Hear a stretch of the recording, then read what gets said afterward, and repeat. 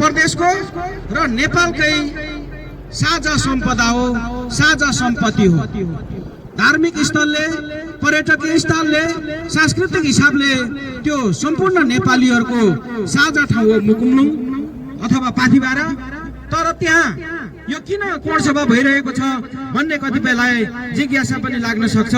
त्यो सुन्दर ठाउँ पाथिबारा मुकुमलुङमा लाई चाहिँ केबल कार राखेर, तलैदेखि केबल कार राखेर त्यसको शिरमा पुर्याएर लगभग 3 अर्ब लगानीमा चाहिँ त्यो डाँडा, त्यो पाथिबारा, त्यो पवित्र स्थललाई एउटा व्यक्तिले जुन कब्जा गर्न खोजेको छ, जुन त्यो व्यक्तिको नाम हो चन्द्र ढकाल, चन्द्र ढकालको नाममा त्यो डाँडा एउटा केबल कारको नाममा सदा सदाको लागि जान खोजिरहेको छ। हामीले भनिरहेको छौँ कि त्यो पाथिबारा, त्यो मुकुमलुङ चाहिँ साझा नेपालीहरूको साझा आस्थाको धरोहर हो। त्यहाँ कुनै पनि व्यापारिक क्रियाकलाप हुनु हुँदैन र त्यसलाई चाहिँ अपवित्र गर्न पाइँदैन र त्यसलाई चाहिँ पवित्र स्थलको रूपमा रहन दिनुपर्छ भन्ने कुरा चाहिँ हामीले राखिरहेका छौँ। र त्यो चाहिँ 3 अर्ब लगानीमा चाहिँ लगभग 1 वर्षमा उठ्ने रहेछ। हामीले हिसाब किताब हेऱ्यौँ।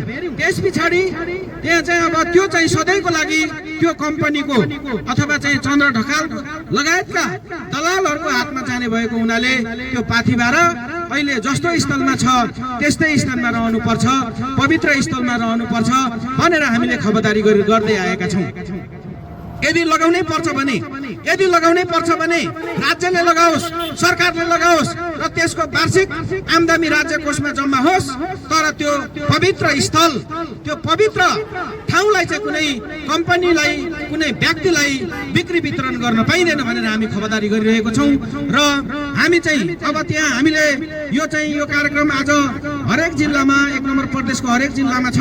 भोलि पर्सि 20 गतेसम्म कन्टिन्यू कार्यक्रम रहेको पनि यहाँ जानकारी गराउन चाहन्छौँ। त्यो आन्दोलनमा 20औं जनालाई घाइते हुनुहुन्छ, त्यो घाइतेलाई सम्मान गर्ने कार्यक्रम रहेको छ। र ताप्लेजुङको फुमलिङमा चाहिँ जनप्रदर्शनको कार्यक्रम रहेको छ र मुकुमलुङ पाथिबारा डाँडामा पनि जनप्रदर्शन गर्ने कार्यक्रमहरू रहेको पनि म यहाँहरूलाई जानकारी गराउन चाहन्छौँ। यति मात्रै होइन, त्यो मुकुमलुङलाई कब्जा गर्ने मात्रै होइन, हामीले हिजै मात्रै एउटा बैठकमा म पनि सहभागी हुन पाएँ। विश्व बैंकले नेपालको नाममा दिने, नेपाली जनताको नाममा दिने विभिन्न वातावरणीय लगायतका विषयहरूमा दिने रकमहरू डलर पनि आइएमएफ बैंक मार्फत र चाहिँ यति ग्रुप मार्फत यो केबल कारमा लगाइएको रहेछ। त्यो चाहिँ लाखौं डलर चाहिँ त्यो गएको भन्ने प्रमाण हामीले प्राप्त गरेका छौँ।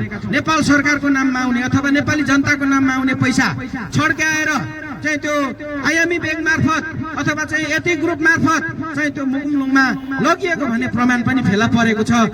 त्यो डाँडा बिक्री गर्ने मात्रै होइन, त्यो डाँडालाई चाहिँ केबल कार लाउने नाममा चाहिँ विदेशी डलर अथवा नेपाल सरकारको नाममा, नेपालीको नाममा आउने पैसा पनि त्यहाँ लाइएको छ। यसको हामी निरन्तर भण्डाफोर गर्दछौँ र त्यहाँ कुनै पनि हालतमा त्यहाँ केबल कार बन्न हुँदैन, बन्न दिँदैनौँ। बने पनि त भत्किनेवाला छ र यदि त्यहाँ जबरजस्ती गरियो भने त्यहीँबाट चाहिँ एउटा ठुलो विद्रोह आन्दोलन सुरु हुनेवाला छ। र तपाईँ हामी आम नेपालीले यहाँ हेर्दाखेरि एउटा सानो ग्रुप जस्तो देखिए पनि त्यो पाथिबारालाई बचाउन, त्यो मुकुमलुङलाई बचाउन तपाईँ हामी लाग्नुपर्छ र कसैको त्यो क्रीडा स्थल व्यापारिक थलोको रूपमा रहन दिनु हुँदैन भन्ने कुरा हामी गर्न चाहन्छौँ। र 20 गतेसम्म हाम्रो कार्यक्रम त्यहाँ चाहिँ सशस्त्र प्रहरी लगाएर, सेना लगाएर त्यहाँ चाहिँ काम भइरहेको छ। हामी त्यसको यो पथीको भूमिबाट विरोध गर्न चाहन्छौँ र तुरन्त सशस्त्रलाई फिर्ता गर्नको लागि गृह प्रशासनलाई, नेपाल सरकारलाई यो पथीबाट हामी अनुरोध गर्न चाहन्छौँ। यदि यहाँ जबरजस्ती गरियो, जबरजस्ती निरन्तर राखियो भने हाम्रो चाहिँ 21 गतेबाट 21-22 मात्र एउटा ठुलो आन्दोलन हुनेवाला छ, ठुलो विद्रोह हुनेवाला छ। हामी यो निर्वाचनको पक्षमा छौँ, यो देशमा शान्तिको पक्षमा छौँ, यो देशमा चाहिँ एउटा समृद्धिको पक्षमा छौँ। हामी सबै मिलेर यो देश बनाऊ भन्छौँ, हामी सबै मिलेर चाहिँ यो प्रदेश बनाऊ भन्छौँ। तर एक पछि अर्को गर्दै दलालीहरूको चाहिँ योजनामा दलालहरूको योजनामा यो राम्रा ठाउँहरू राम्रा सम्पदाहरू त्यसरी व्यक्तिगत कब्जामा अथवा कुनै पनि कम्पनीको कब्जामा जान दिने छैनौँ र हामी यहाँबाट आग्रह गर्न चाहन्छौँ कि यो निर्वाचनलाई पनि असर पर्ने गरी राज्य सरकारले त्यो काम नगरोस्। सशस्त्र प्रहरी आजैको मितिबाट अथवा भोलिसम्म फिर्ता होस् अथवा 20 गतेसम्म फिर्ता गरोस् भन्ने पनि हामी आग्रह गर्न चाहन्छौँ। यिनै कुराहरू राख्दै फेरि पनि यो एउटा सिम्बोलिक रूपमा हामीले यो चाहिँ धेरै ठुलो हामीले मेहनत पनि गरेनौँ। एउटा चाहिँ हामीले पूर्व घोषित कार्यक्रम अनुसार यो चाहिँ 20-21 गतेसम्म हेरौँ भनेर चाहिँ योभन्दा अगाडि नै राज्यले कुनै कदम चाल्नेछ। राज्यले चाहिँ त्यो चाहिँ दलालबाट चाहिँ पाथिभारालाई मुकुन्दमा फिर्ता गरोस् भन्ने हाम्रो चाहना थियो। तर आजको दिनसम्म हेर्दाखेरि त्यति वास्ता गरिरहेको छैन। त्यसो भएको हुनाले हामी फेरि पनि चुनौती दिन चाहन्छौँ। 20 गतेसम्ममा हाम्रो चाहिँ त्यो मागहरू पुरा भएन भने 21-22बाट हाम्रो नयाँ कार्यक्रमहरू घोषणा हुनेछ। त्यसमा तपाईँ तमाम यो चाहिँ नेपालको सम्पदा संरक्षणको लागि सडकमा आउनु पर्यो भने तपाईहरुले साथ दिनुहुनेछ भने हामी विश्वास पनि राख्दै मेरो भनाइ यही अन्त्य गर्छु।